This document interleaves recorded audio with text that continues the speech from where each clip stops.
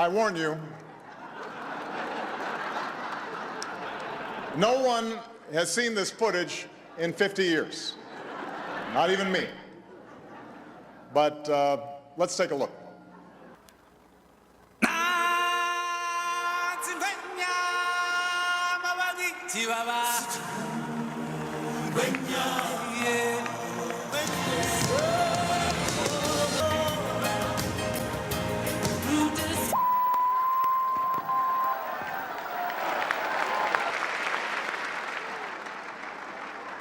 Oh well.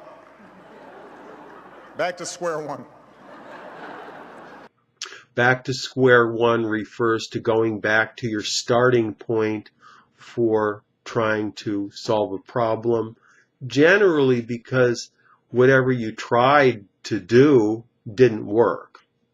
So rather than try to correct the mistakes of whatever approach you were using, you just decide that your approach was flawed and that you're going to start over again. But at the same time, you still have what you learned from your first unsuccessful try. Elon Musk has been a very successful entrepreneur in developing rockets for space travel. And he said that one of his major keys to success is that he never lets failure get him discouraged. He just goes back to square one and tries again until he is successful. The computer program we've been putting together has turned out to be defective. It's not properly designed for using mobile devices.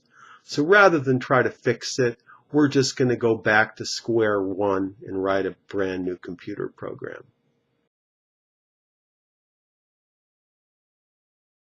Some people now suggest that I'm too professorial, and I'd like to address that head on by assigning all of you some reading that will help you draw your own conclusions. Head on refers to dealing with something directly. Head-on collision is when two cars hit each other front to front. So if you're dealing with a problem head-on, it means you just try to address the problem directly. A lot of people will try to address problems indirectly, which means that they'll work around the problem, they'll work on things that are related to the problem, but they won't necessarily deal with the essential issue. So if you deal with something head on, it means you try to identify the actual essential issue and to deal with that directly. Okay, a lot of people think that alcoholism can be dealt with in an indirect manner by counting drinks, drinking beer instead of wine. But the medical experts think that the best way to deal with the problem is head on, for someone to enter into a program and to deal with the problem directly to help them stop drinking. My boss doesn't believe in giving troublesome employees second or third chances. When people that work for him make major mistakes, he just deals with the problem head on by firing the employee. My friend John had a problem at work. One of the other employees, Susan, was spreading untrue rumors about him. So rather than try to deal with those rumors indirectly, he decided to just handle the problem head on and confront Susan directly about why she was talking about him behind his back. Well, some of you may not know this, but there's now a sequel in the works that touches close to home. In the works refers to something that is being handled or dealt with on either a mental level or on a physical level. So a lot of people will say that something is in the works to make it sound like they're doing something on the physical realm. But in real life, all they're doing is just thinking about it. Now, if you say something is underway, that means that you're actually doing physical activity with it. It means that you've put some energy into it.